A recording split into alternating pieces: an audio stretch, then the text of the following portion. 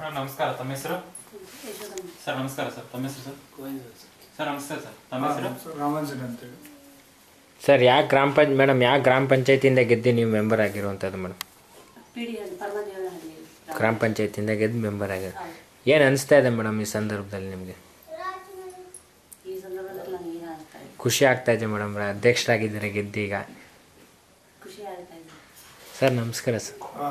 Sir ನಿಮ್ಮ friend ಅವ್ರು ಶ್ರೀಮತಿ ಅವ್ರು ಗೆದ್ದಿದ್ದಾರೆ ಸರ್, ಏನು ಅನಿಸ್ತಾ ಇದೆ ಸರ್ ಈ ಸಂದರ್ಭದಲ್ಲಿ? ಈಗ ಅಂದರೆ ಡೆವಲಪ್ಮೆಂಟ್ ಕೆಲಸಗಳು ಚೆನ್ನಾಗಿ ಆಗ್ತಾ ಇದ್ದಾವೆ ಸರ್.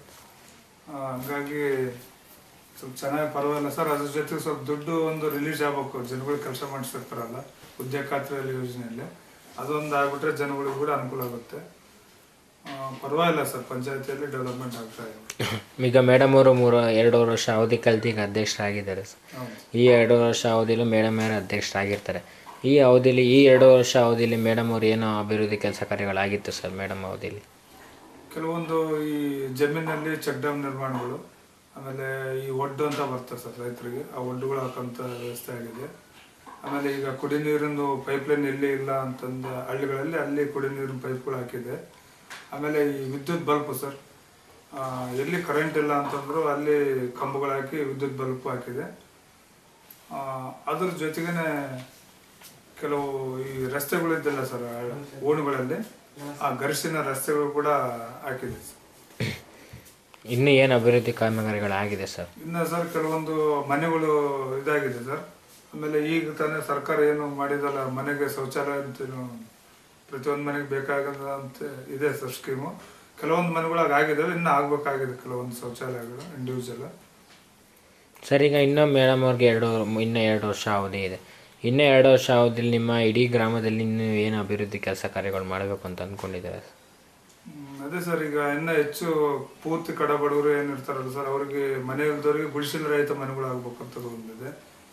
ಆಮೇಲೆ ಈಗ ಈ ನಮ್ಮ ಪಂಚಾಯತಿಯಲ್ಲಿ ಆ್ಯಕ್ಷನ್ ಪ್ಲಾನ್ ಏನು ಮಾಡಿರ್ತಾರಲ್ಲ ಸರ್, 1 ವರ್ಷದ ಯೋಜನಾ ವರದಿ, ಅದು ಕಂಪ್ಲೀಟ್ ಮಾಡಬೇಕು ಆಗಿದೆ ಸರ್. ಸರ್ ನೀವೇನು ಹೇಳೋಕ್ಕೆ ಇಷ್ಟಪಡ್ತೀರಾ ಸರ್?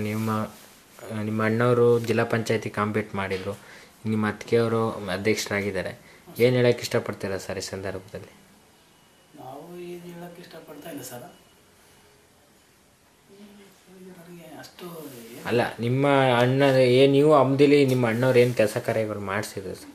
ಅವರು ಸದ್ಯಕ್ಕೆ ಈಗ 1 ವರ್ಷ ಆಯ್ತು ಸರ್. 1 ವರ್ಷ ಅಧ್ಯಕ್ಷರು 1 ವರ್ಷ ಆಗಿದೆ ಸರ್. ಅವರು ಒಳ್ಳೆಯ ಕೆಲಸ, ಜನತಾ ಮನೆಗಳಾಗಲಿ ಬಡವರಿಗೆ ಬಗ್ಗೆ ಕಾಳಜಿ ತೆಗೆಂತ ಹೊಂದಿದ್ರು ಸರ್ ಅವರು. ಆ ನಂತರ ಒಳ್ಳೆ ಕೆಲಸವಂತೂ ಮಾಡಿದ್ದಾರೆ ಸರ್. 1 ವರ್ಷ ಅವಧಿಯಲ್ಲಿ ಒಳ್ಳೆ ಕೆಲಸ ಕಾರ್ಯಗಳು ಆಗಿದೆ, ಒಳ್ಳೆ ಕೆಲಸ ಮಾಡಿದ್ದಾರೆ ಸರ್, ಕಾರ್ಯಗಳು ಅಷ್ಟೇ. ಸರ್ ಈಗ ನೀವು ಸರ್ ನಿಮ್ಮ ಸ್ನೇಹಿತರು ಸರ್ ಜಿಲ್ಲಾ ಪಂಚಾಯತಿ ಕಾಂಪೀಟ್ ಮಾಡಿದರು ಸರ್, ಸೋತಿದ್ದಾರೆ. ಸೊ ಅವರು ಮೇಡಮ್ ಜೊತೆ ಹೆಂಗೆ ಈ ಗ್ರಾಮದ ಜನರ ಜೊತೆ ಯಾವ ಥರ ಹೊಂದಾಣಿಕೆ ಇಟ್ಕೊಂಡಿದ್ರು ಸರ್? ಸರ್ ಅವರು ಒಳ್ಳೆಯ ರಿಲೇಷನ್ಶಿಪ್ ಇದ್ರು ಸರ್.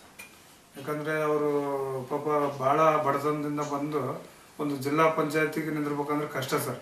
ಅದು ಗ್ರಾಮ ಮಟ್ಟದಲ್ಲಿ ಅದು ದುಡ್ಡು ಇಲ್ಲ, ನಮಗೆ ದುಡ್ಡು ವ್ಯವಸ್ಥೆ ಭಾಳ ಏನಿಲ್ಲ ಸರ್, ದುಡ್ಡನ್ನ ಏನಿಲ್ಲ. ಹಂಗಾಗಿ ಕಡಿಮೆ ಅಂತರದಿಂದ ಸೋತಿರೋದು, ಅದೇ ನಮಗೊಂದು ಸೋತರು ಕೂಡ ಖುಷಿ ಅನಿಸ್ತು. ಮೇಡಮ್ ನೀವು ಯಾವ್ದಾದ್ರು ಸಂಘ ಸಂಸ್ಥೆಯಲ್ಲಿ ನಿಮ್ಮನ್ನು ನೀವು ಗುರುತಿಸ್ಕೊಂಡಿದ್ದೀರ?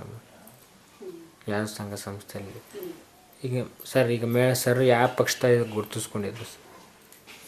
ಸದ್ಯ ಪರಿಸ್ಥಿತಿ ಅವಾಗ ಗ್ರಾಮ ಪಂಚಾಯತಿ ನಿಂತಾಗ ಪಕ್ಷ ಸಿಂಬಲ್ ಇರಂಗಲ್ಲ ಸರ್. ಈಗ ಜಿಲ್ಲಾ ಪಂಚಾಯತಿ ಬಂದು ಕಾಂಗ್ರೆಸ್ ಪಕ್ಷದಿಂದ ಅವರು ಸ್ಪರ್ಧೆ ಮಾಡಿದ್ರು. ಕಾಂಗ್ರೆಸ್ ಪಕ್ಷದಿಂದ. ಈಗ ಸರ್ಗಾಗಲಿ ಮೇಡಮ್ಗಾಗಲಿ ರಾಜಕೀಯದಲ್ಲಿ ಗುರುಗಳು ಅಂತ ಯಾರು ಇದ್ದಾರೆ ಸರ್?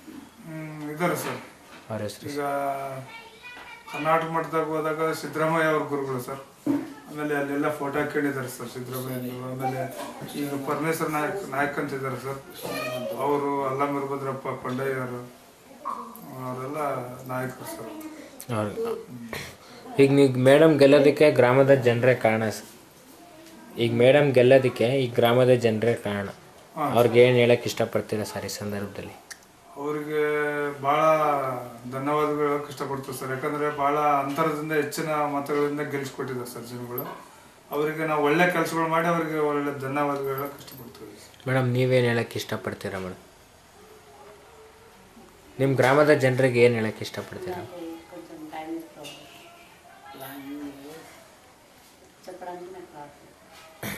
ಇಷ್ಟು ಹೊತ್ತು ಕಾಲ ನಮ್ಮ ಜೊತೆ ಮಾತಾಡೋದಕ್ಕೆ ತುಂಬ ಧನ್ಯವಾದಗಳು.